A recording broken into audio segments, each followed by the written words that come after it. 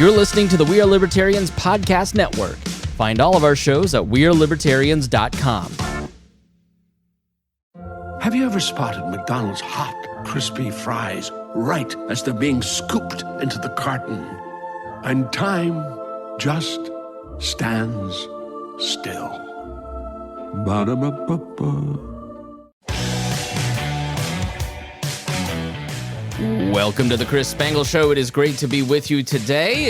It is another episode of one of my favorite series, The Swamp Explained, and I am joined by Rob Quartel, 45-year fly on the wall in Washington, D.C. Now, Rob has worked for Republican presidential campaigns, government agencies like the EPA, and has been confirmed in the Senate to the U.S. Federal Maritime Commission. He's also been a candidate for Congress and Senate, and he's spent years working in the private tech sector with startup companies. Now, given his experience and iconoclastic viewpoint, Rob gives us a great insight into the swamp that makes up our nation's capital. And we have a swampy episode today, Rob. This has been... there's a lot to unpack, I think, with Afghanistan and what's gone on, and Joe Biden's performance and the swamp's performance, really. So where do we begin? I mean, what are your thoughts generally on the Afghan situation? Well, yes, that's the big news of the week. There are going to be a couple things in sequence. You know, this is probably Joe Biden's worst week, as we all know, for quite a while. The Afghan debacle, pretty soon he's going to have to make sure the FEMA guys do their job in Louisiana. You know, we have a category hurricane crossing over to the west, so greater damage on the east side of these things, which is New Orleans. Now he tried to redeem himself with a strike on ISIS last night. Which I don't feel like. I think he's misreading the American people. I think he wants us to see him as aggressive on this when that's not what everybody seems to want. They want all of our soldiers out of danger. Well, yeah. So I would say the whole thing from the beginning was a mess. And, you know, there's a lot of finger pointing going on right now. You know, there are all the Trump people trying to distance themselves from the decision, you know, Esper and all these other guys. And then there's the question of why is it so screwed up?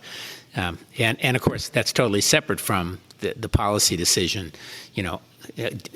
Do we pull all the way out? Should we have pulled all the way out? And so, you know, Biden, first of all, blame this on Trump. You know, I couldn't do anything. Trump made a deal to pull everybody out. If I had reneged on the deal, we'd have been in big danger. Well, the deal was to pull up by May 1.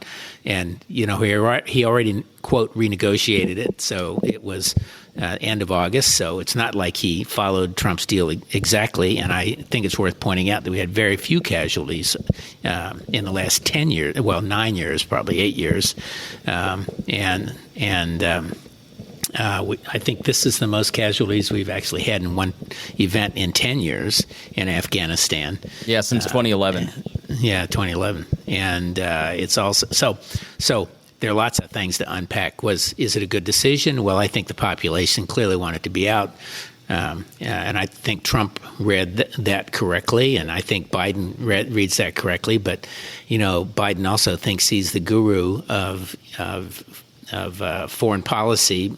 Bob Gates, former Secretary of Defense in Democrat and Republican times, said he'd been wrong on every single foreign policy decision the last 40 years. Biden's a guy who wanted to split Iraq into 3 countries. He's a pessimist on whether or not other people can self-govern. He considers all these people in the Middle East as tribal, and yes, there's a lot of tribalism, but there's tribalism in our society too, and we manage to self-govern. So he's a pessimist, but he wanted to pull out. He lost that debate in the Obama administration. He wants to show he's president, and he's every bit as stubborn as Trump, in my view, on these kinds of things, right or wrong. So yes, he decided to pull out. I think there was a clear screw up on the handling of the logistics. You know, what a lot of the people like Petraeus have said is that the Afghan army really had no choice but to flee because they had no support, aerial support, no tactical support from the U.S. Military. The contractors who managed their helicopters and their equipment pulled out a couple weeks ago. And so if you were someone fighting and had no cover, what would you do? And, of course, Biden has also essentially accused them of turning tail and running, and that's just not true. Yeah. By the way, there's a little mic rattle, so I don't know if you're banging the table or playing with a cord. Yeah, sorry about that. I'm playing with a cord. Yeah, right. I'm a fidgeter, too, yeah. Good thing you can't hear my knees going. Yeah, I know. I'm the same way. We have some fidget spinner or something. This is a really bad week or month for the most competent administration restoring competence and command. And I just have to say, like, I saw the 25th Amendment stuff start to pop up on the Republican side. And, of course, you start that under Trump, you're going to get it under Biden. And there really does come a point where you look at your conservative friend and go, all right, well, how true is it that Biden's just not in command and just doesn't have the leadership skills, I guess we should say, to make this work? I mean, how would you evaluate that? Is it just every administration messes up, or is he really just not grasping? I think everybody messes up, but I think this is a monumental mess, and it's of his own making. A lot of people have compared it to Bay of Pigs. I think it's worse than Bay of Pigs. Bay of Pigs was a tactical mistake. This is, in my opinion, on the order of Munich in 1939. He's basically pulled the rug out from a whole region of people who have counted on the U.S. and the Allies, and he pulled the rug out from under the Allies as well. I think NATO and all the NATO guys, and from Turkey to England to France to all the rest, have been shocked by the whole thing. I am in favor of leaving. I was in favor of the decision. I was not in favor of how this was done. Do you agree with me on that? I was in favor of leaving with a small force staying behind. Okay. And there are lots of ways you can leave and still keep forces on the ground. If we had U.S. anything there, that would have held back the Taliban, and I think that they would have given the government and other people time to have talks and deal with this. Of course, now we have the interesting problem: the Taliban didn't expect to roll through so fast, so right. They have no ability to govern either, and they have lost control of their troops. You have these spokesmen saying, "Well, wait, women should stay inside for a little bit because we have a lot of young guys who are not used to that. They're from the villages, and they're used to treating women differently, and so." That's an indicator, if you just take them at face value, that they don't have control. But frankly, they don't have control. They don't have bureaucrats. That's why they're asking the Afghan government people to stay in. But, of course, they're telling government women to stay at home. And right. So they don't have administrators. And, this feels like they're playing it cool because if people want to leave, let them leave. Why leave destabilizing people here? And they'd probably let us take as many people as we want because they don't, everybody sort of, they'll start hanging people and shooting people. It's like, no, they're going to wait until everybody's not paying attention to them. And then a year right from now, I think they need a lot of these bureaucrats and administrators, and they've got a problem on their hands. Their problem is a different kind than we have, but it's also not true that they're not connected with Al Qaeda and ISIS. They're symbiotic, and they can make all the claims they want, but Al Qaeda has been operating out of there the entire time, and ISIS has been operating out of there the entire time. And maybe ISIS doesn't like them very much, and vice versa. But they're all in it together, and I think they're problematic for them too. But back to the instant case, I think most people would like to have gotten out, but I think rational people know you can get out and leave a stabilizing group behind. Whether it's contractors or aid workers or something else, the fact of the matter is people like the Taliban and others don't want to attack. It would be enough to have stabilized the Afghan government, a lot of people think, and left the contractors in to provide the tactical air force and on and on and on. But, they didn't. And it fell. And, the conversation I was having on the Council on Foreign Relations several weeks ago, it was about 10 days before it all collapsed. On that date, it was the Deputy Secretary of Defense. It was a woman, and she began the whole conversation talking about how fabulous it was that we had trained all these women. The women were finally free. They were educated through college. They were training doctors and lawyers and Indian chiefs.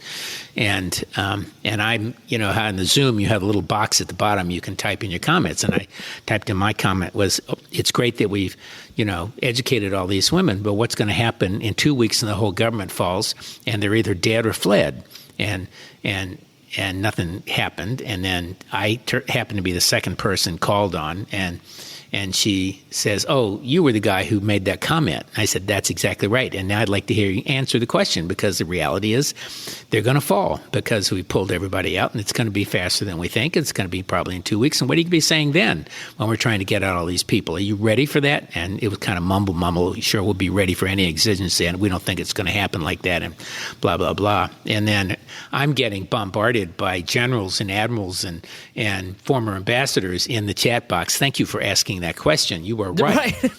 That's the great thing about military people is I am non-interventionist, but I love the military people that serve. I love, they make up the biggest bulk of the We Are Libertarians podcast network audience is former vets, because they deal with the incompetence and these experts like this woman too. Right. Yeah. These people, like the experts on Afghanistan and the war on terror for 20 years have been wrong. And they're focusing on women, and that is important. It's not like the humanitarian crisis that is unfolding is happening to everybody. And it's like we should stay there to support women's rights in Afghanistan. The American people don't want wholesale slaughter, but they also don't want their troops at risk. They don't want their brothers and sisters at risk. I think everybody's conflicted, and how they feel about this. I mean, the reality is, and of course, they were also glad that somebody asked the question, because being the swamp, they didn't want to put their reputations on the line by asking it or saying it themselves. And I don't care. Right. I'm known for asking tough questions, the ones that everybody else is thinking, but afraid to talk about. But in any case, so obviously I was right, and there were other people that were right, and it was predictable it would fall. And I do what think are those people? What are those people saying now? Like, what's the not my fault. Right. I mean, Esper and all of them, now they're finger pointing to Trump, but they were there. And, I'm reading this, the book, what's the newest one on the Trump administration by the husband-wife team. I can't think of the name, but anyway, it's the last year and what a debacle it was. And you got everybody, Esper on talking about how they did everything they could to keep their fingers in the dike and keep it from becoming a junta and all of that. And I actually never thought it would be that. Just I think all the forces against that are pretty strong. But in any case, so now we are where we are. And, so we have 13 American soldiers dead, and as of this morning, 170 Afghans and a couple Brits, British soldiers. And, they're expecting another attack, and they're leaving, thousands of interpreters behind. But the reality is it's not just the interpreters. It is like the 6 million people who live in Kabul, who have, in that city in particular and that country in particular, have tasted self-government. And, there was a great article this morning in the New York Times that had 8 or 10 Afghans talking who had grown up under this over the last 20 years. And, they have a different point of view. And I think that will present a problem for the Taliban to govern. They can be repressive. I personally would have handed out a gun to every man and woman, including women, in Kabul and said, defend yourself. Good luck. Yeah. That's actually not a bad idea. Yeah. I mean, I was watching a documentary this morning about Afghanistan before the Taliban and how cosmopolitan it was. They had jazz clubs. I mean, I tweeted that out. I'll put it in the show notes. But, the elites in Kabul generated a lot. I mean, we all know how Americans feel about elites, and that conversation, it was very similar. And so these guys look like they were going to punish the people I don't like. And so that's how they took power. It seems like a much different takeover now than it was then. So I'll be interested to see if they're able to actually govern. Well, that was on top of the Soviets. Now, remember, the Soviets actually deliberately educated women and everything else, which is one of the things that sparked the Taliban, and the Muslim. And at the time, they were much different across society. The issue today is it's not just the elites, and that's part of the point of this article. It's everyday people. Girls are going to school and able to rise who are not part of the elites. So the elites, we want to characterize it frequently as a defense. Well, it's just the elites, and they can always get out. But it is not just the elites who now are who have a problem. And by the way, it's not over for the Taliban. So they've got a major, tribal leader in one of the provinces. Has collected an army, and I suspect there are an awful lot of the military running over there to work with him. So they've got a big shooting match in their own backyard still of an army, one of the regional tribal chiefs. And so, and this thing is not over. They're not completely in charge of the government. They're not completely in charge of their own troops. Their own forces, and calling them all troops is kind of a stretch. Right. They're probably half of them trained and half, it's like dragged out of the villages. 3%ers got control of the government. Right. So there's going to be a lot of chaos, and I think there'll be a lot of chaos along all the borders. But what we did is unforgivable. I think everybody who has ever experienced military or anybody in foreign policy or anything is convinced that we could have done this more rationally. We should have expected that this was what would happen, that the Taliban would be able to march in because the people in charge of many of these places are corrupt and they took bribes and they're watching out for themselves. And then, of course, we pulled out support and cover via the contractors and on and on and on. And I think one thing you should do is post that article by Henry Kissinger, which is sort of strategic, and the one by David Petraeus, which is really very analytical. And he and others, I know, have argued that we should put a small force back in there and just keep it there. But or we could have, and it's just too late. And Biden, and again, the American people will never accept because you will have shooting. We can't put anybody back in now. Yeah, no, can't put anybody back. No, there's no way. We could have kept 1,000 troops in there, and people, we have troops in Somalia and Libya and all over Africa, and we still have thousands of troops in Germany and Korea and all these other places today. And I assure you, if we took them out of Korea, there would be a shooting match.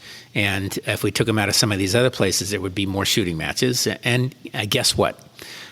We will be sending people in to Afghanistan from other places to deal with Al Qaeda and ISIS and all the rest of them who will pop up.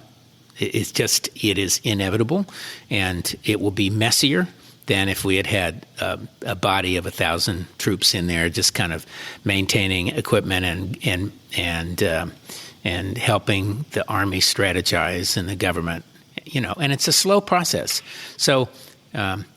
Iraq is rife with corruption, but its government stabilizes. It's more stable than they've had. It is more representative than they've had. It is free elections.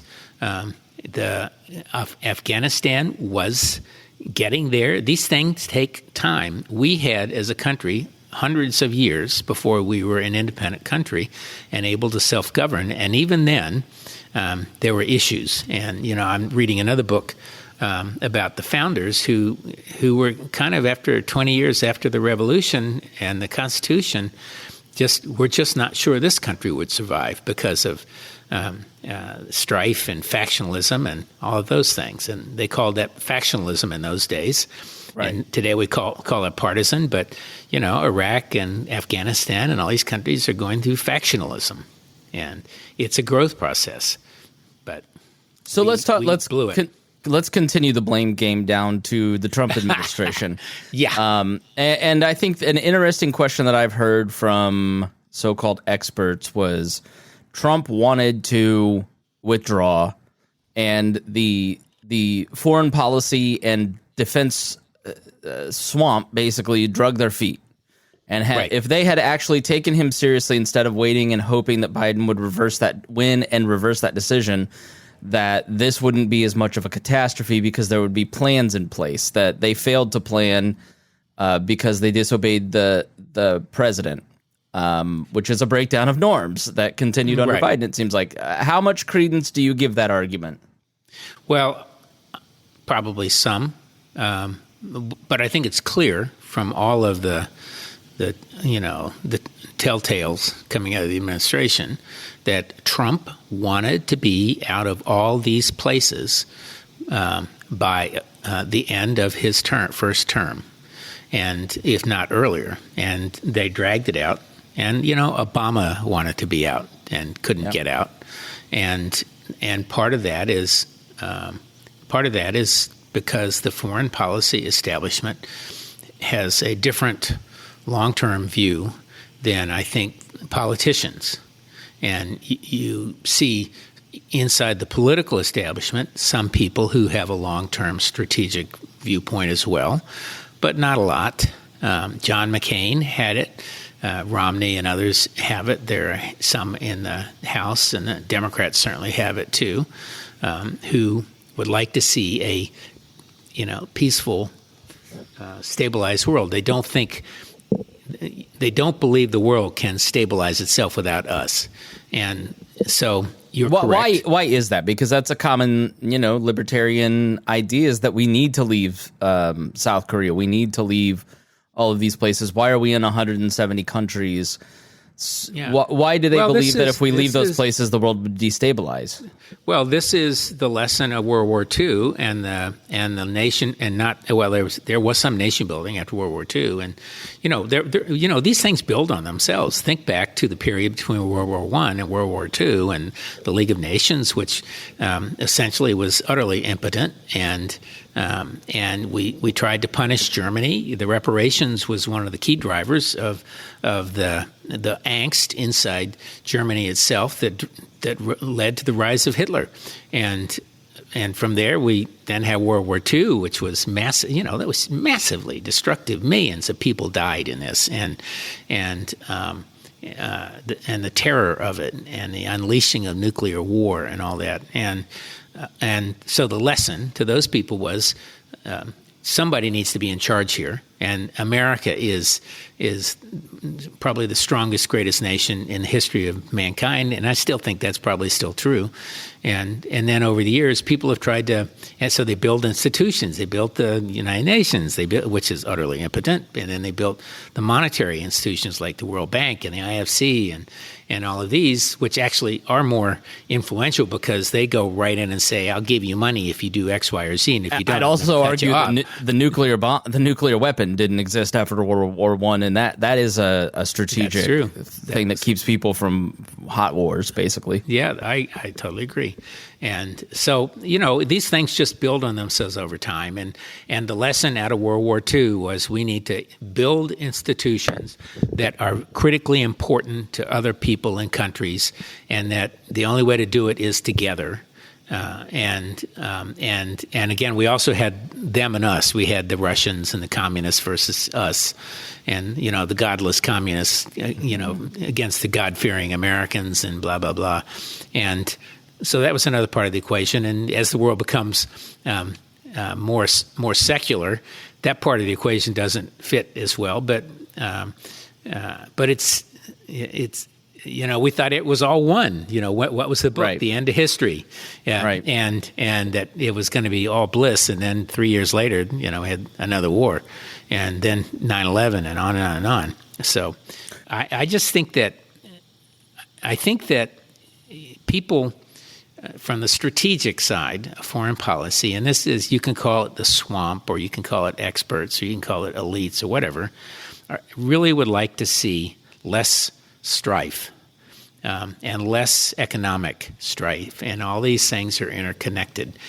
And some institutions that have been built over the last 70-some years work reasonably well, and others don't. I mean, the United Nations works as an aid organization, but they don't work as a peace organization. I wonder to myself, why couldn't someone have said to the UN, go in there and put your own troops? Of course, their troops are our troops. in front of it all. And if you leave countries to settle their own problems, they don't. We're watching the Saudis and the Somalis and the Americans and the Americans and the Israelis and the Palestinians and on and on. And it just it's issues that are narrow inside countries are hard to overcome. And do you think that our focus is too big? Like, do you think that the old world idea of grand powers and our focus needs to be on what Israel's doing, what Afghanistan is doing, instead of focusing locally on what we're doing, is kind of that philosophy is sort of the, an old world way of thinking as opposed to thinking more small. Like, do you understand what I'm saying? Like, well, the idea that nations have to control each other is outdated. Yeah, well, that is. There's this whole peace through strength thing. That's my birria clicking in the background. I'm making, Mexican birria, which is you poach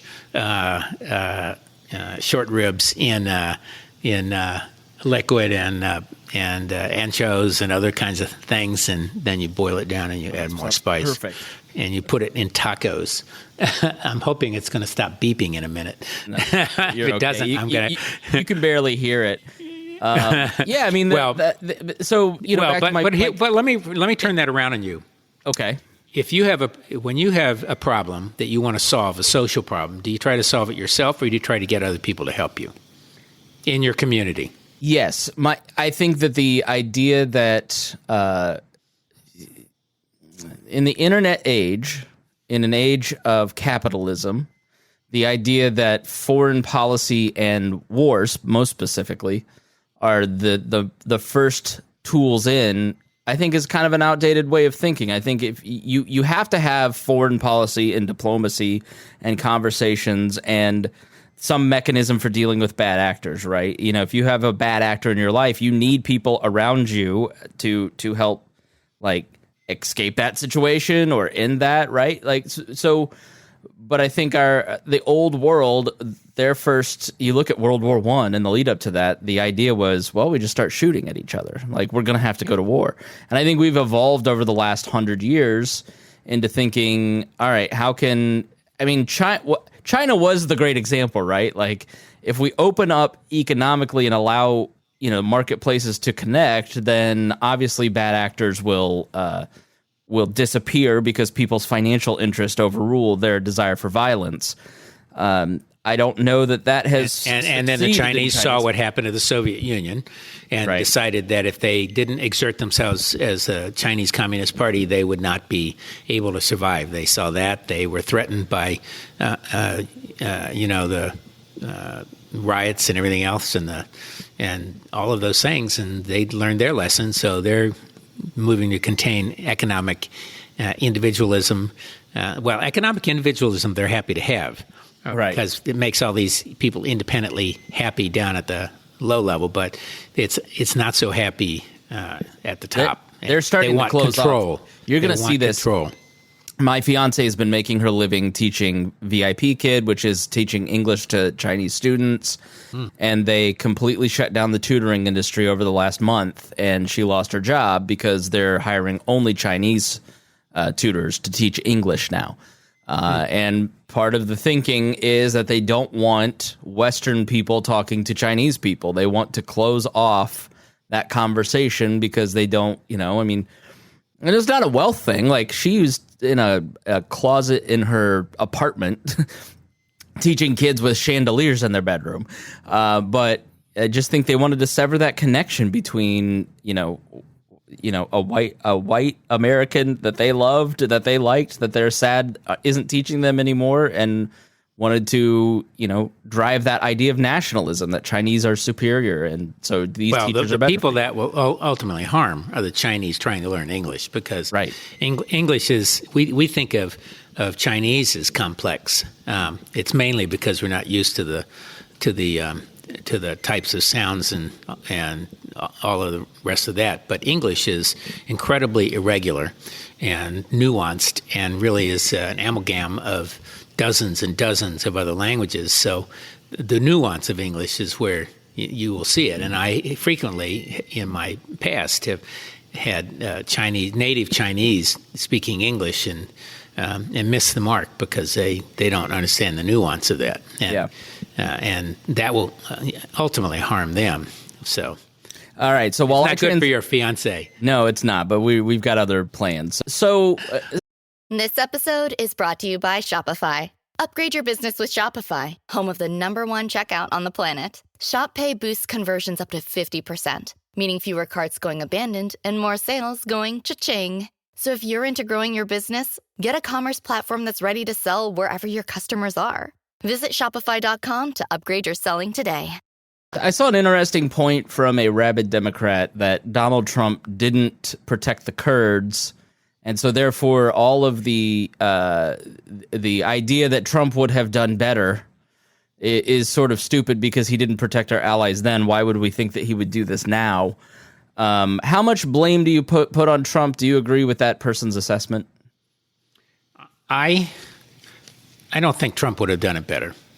I mean, a lot of the same people. There's no one who was in the Trump administration in a position in the defense or professional State Department, other than maybe Pompeo, who wouldn't have seen it or done it differently.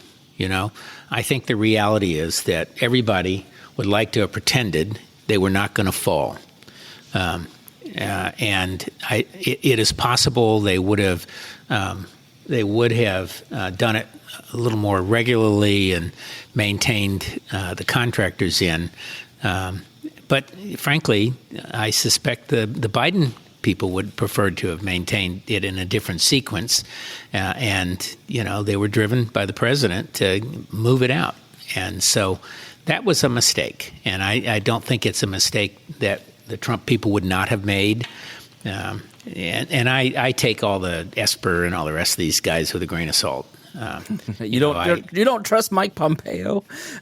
Well, Pompeo, pompous Pompeo, right? He wants to be president, and he's running around the country. We have a governor's election here in Virginia. Terry McAuliffe is trying to get back in. Speaking of the swamp creatures coming back, kidding. And the last time Terry ran as a businessman and an outsider, and now he's running as a knowledgeable insider who did a great job, 4 years ago. And Glenn Youngkin is running as the outsider, and Glenn, and I know them both, not neither one incredibly well, but Youngkin a little better, and he's the Republican. Of course, he's being. He has the problem of trying to motivate the Trump guys and win the moderates and centrists and the regular Republicans. And so trying to peel north of Richmond and south of Richmond is a hard balancing act. It is. It's a very hard balancing act. And then they ran a convention here with I forgot what they call it, a drive-up convention. Basically, you drove up to a public site and you stayed in your cars and voted 1, 2, 3, 4, 5 in order of your sequence of your preferences. And I was at the local Republican meeting about a week ago, and where let me say that these people, by and large, they're not conservatives. They are right of Attila populists, most of them, and but one of them was standing up saying, "Well, what a stupid system! It kept our candidate from winning, and that's the elites in Richmond in the party, and the woman who was the head of elections here is a Republican. She said, well, they were your party officials, and he said, well, they're elites, and who is this Youngkin guy anyway? I mean, why should we vote for him? And everybody else, people like me, are mumbling because if you don't vote for him, you're going to get Terry McAuliffe, right? So, anyway, so it's. But it's going to be a problem for him too, because he's got to motivate these people to get out. And Virginia is a very close state. I think Youngkin can win. They're within he's within striking distance of Terry, and it's all going to be about get out the vote, I think. But Terry's now running ads that Youngkin is a clone of Trump, and anyway, it's interesting. So that's the swamp here. Yeah. So let's hop to the future. I think the midterms are going to be a bloodbath for Democrats. I think that I think that people in the media and in Washington, D.C. have no idea the amount of, like, the resentment that a lot of Americans feel over the vaccine debate, I think is going to play out in a very big way in the midterms. Nobody sees it yet, but you're going to see it, and there'll be all these think pieces of what happened. Why did Biden lose so big? Was it Afghanistan? I think the vaccine thing will not be seen by the media because they have an agenda. But I think Afghanistan's going to loom large, and I think Afghanistan is going to play big in Biden's reelection. I mean, there's no doubt in my mind that this is very few times you break. I don't know. I think when you break, I'm not sure he's going to run again. Oh, that's a good point. I mean, so what do you see happening? How does this play out politically in the short and long term? Well, I think your general points I agree with. I think that it's bad for him on the midterms. I think that a lot of people who were on the fence and didn't vote for Trump will definitely vote, Biden. And we may remember that there were numerous districts that went for every other Republican but Trump. And so that's going to be problematic. I did see a number that the balances in the Senate are pretty close, so the Senate may still be split. But, there's a long time between now and November next year. I do think redistricting is really problematic for the Democrats. Republicans control more state legislative seats and outcomes of congressional seats than do Democrats in the redistricting, so that's going to be a problem for them. I do think that these laws in Georgia and Texas and other places are indeed meant to harass Democrats, not just blacks in general, but Democrats in general, and make it harder. So they're going to have to redouble theirs. On the other hand, we've got places like California where they sort of tilt in the other direction to make it easier for Republicans to lose. But I do think Afghanistan's going to loom large this fall. I think this strike, when I was thinking about the strike this morning on the ISIS troops, I think it was less than impressive. But to a lot of the public, it's going to look like, Joe is out there doing what he said he would, which is not forgive or forget will get you where you are. And there'll probably be some more. And I'm sure he's hoping that will help recover some ground for him. And I also agree with you on the masking in schools. The fact that people are going back to school is, he's consistently taken the position people should go back to school. And, of course, everybody was hoping that it would all be over by now. And the listeners don't know that I had a breakthrough case of COVID. I was vaccinated back in February, March, and went to a gathering about a month ago of 300 young tech entrepreneurs in Washington in a beautiful building overlooking the city. And, everybody was just joyous to see each other. We had not seen each other in person in a year and a half. And it was 300 people, of which 275 were under 35, and the remainder of us were over 50, and lawyers and venture capitalists and everything else. But part of it was inside. And a couple of days later, I came down with a little bit of a cough and a little bit of a sniffle, and didn't think much of it. And then a couple of days later, I had house guests, and by the end of the weekend, I'm thinking, I better get checked. And on Monday, I did, and I was positive, and ended up never had a fever, never had any consequences. The sniffle was gone in a week, and as was the other. But I had a trip planned to a wedding in Aspen at the end of the week, and we were going to Utah and Moab and all these great places, 108-degree dry heat. I couldn't wait. Yeah. And I made the mistake of getting retested on Thursday morning. The public health people said I could go on Friday, and I was positive again.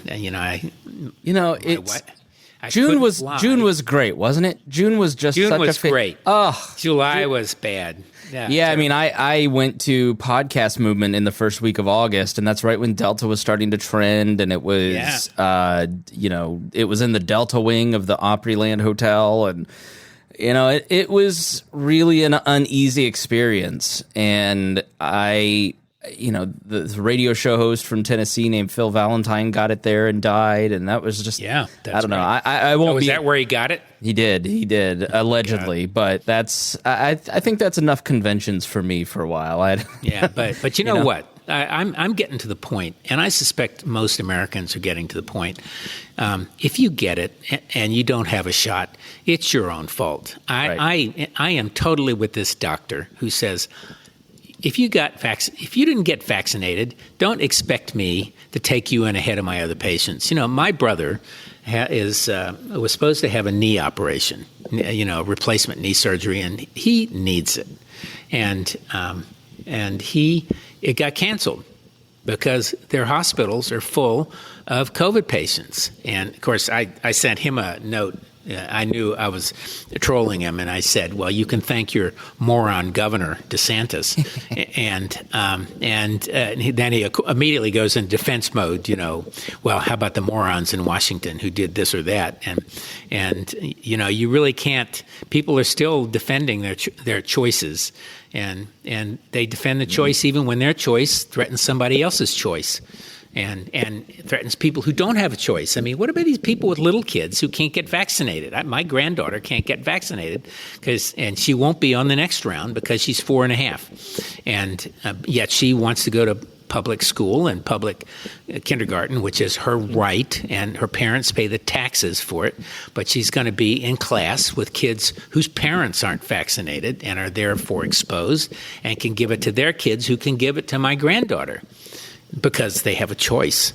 But my granddaughter doesn't have a choice. And, there was another article today about a school district.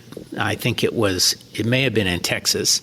The teacher was not vaccinated. I think it's the Times, New York Times again. Half of the kids in her class caught it from her. And of those 12 kids, 1/3 gave it to their families. And you see it in the broadcast. She read to the class without a mask, despite the fact that policy was read with a mask.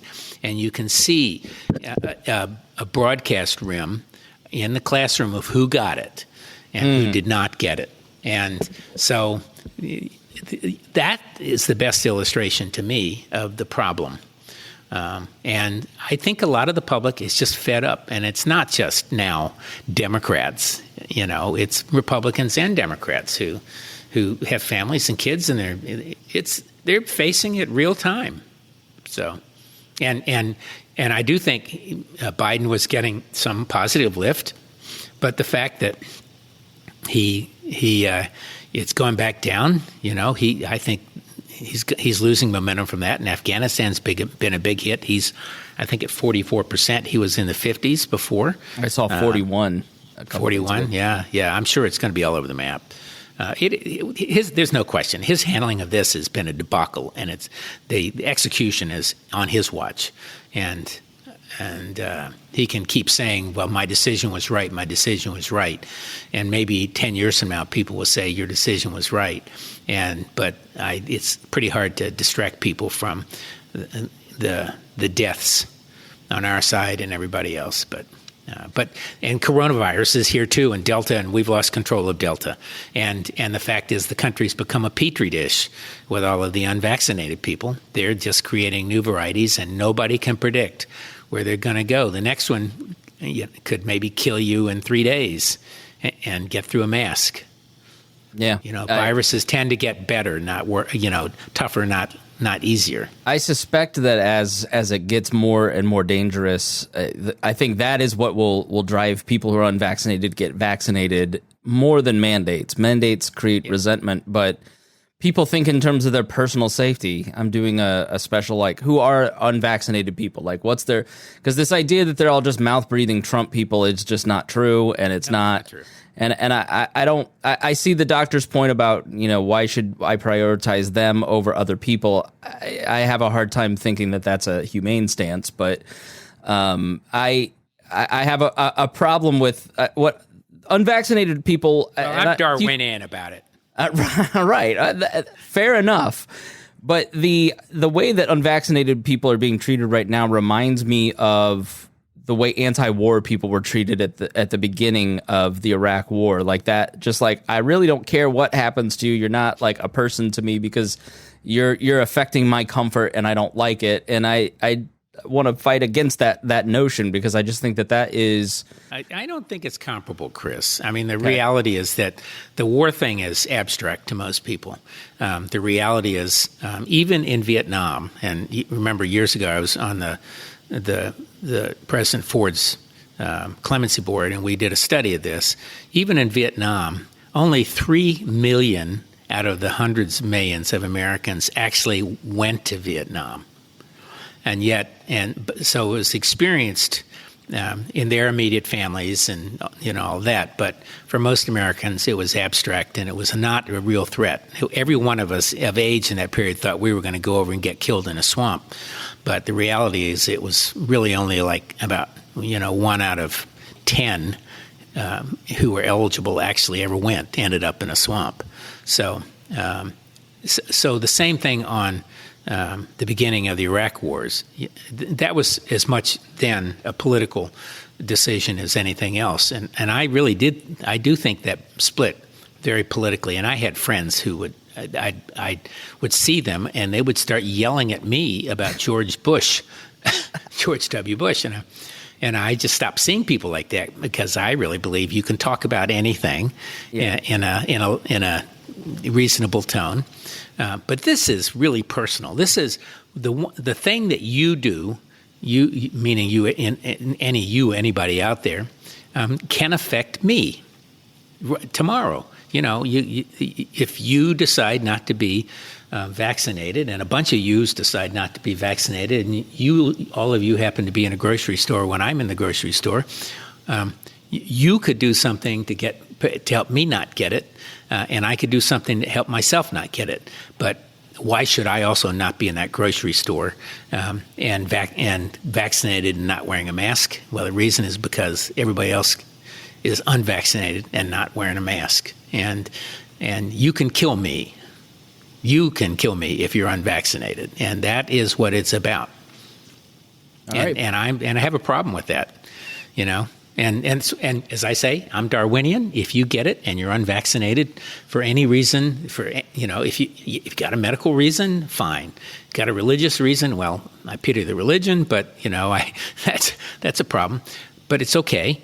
But if you're unvaccinated because you don't trust the data, or there's not enough data, or I just don't want it, or it's my freedom against your freedom, I'm sorry. If you get sick and you die, I'm okay.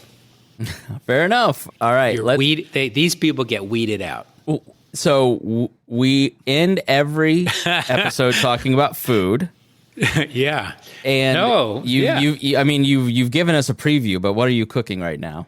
Oh, well, I'm cooking birria, which is a Mexican a stew sort of thing, but I have a way to do it for tacos, and I'm going to make fancy beans with rice and peas or rice with beans and with corn and beans, peas, and then fancy beans. And then I have a new recipe for watermelon, cantaloupe, peaches, and all of that mixed together with some interesting stuff. And then, but I do have a new restaurant in Washington, which is fabulous. I was up there 2 weeks ago, called 7 Reasons. And it is Argentinian or Venezuelan. I can't remember which. I think it's Venezuelan, actually. Young chef. They opened up in the fall of 2019.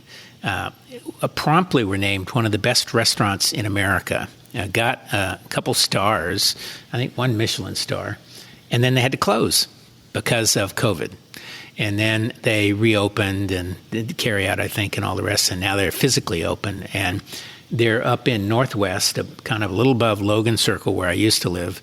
And 3 tiers in the restaurant. And it is, without a doubt, one of the best restaurants I have been in years. And the food is just absolutely perfect and unique. And, he does everything from seafoods to meats to... So if you're in Washington, try to get yourself a reservation in 7 Reasons. All right, very good. They also have a fabulous soundtrack, by the way, which if you go to 7reasonsdc.com, I think is their website, you can download their soundtrack and put it on your Really? Sonos, your Sonos or whatever, and it'll go for like 8 hours, and I do it for dinner parties. Very, very cool. Yeah, that's interesting. I'm starting to see more people make Spotify playlists, for places like that. Totally. All right, Rob Quartel, thank you so much for joining me here on The Swamp. Chris. We appreciate it. Yeah, great time, Chris. Bye-bye. All right, we'll see you tomorrow here on The Chris Spangle Show. Thank you for listening, and if you got something out of this, please share with your friends. That's the best way for us to grow. Thank you.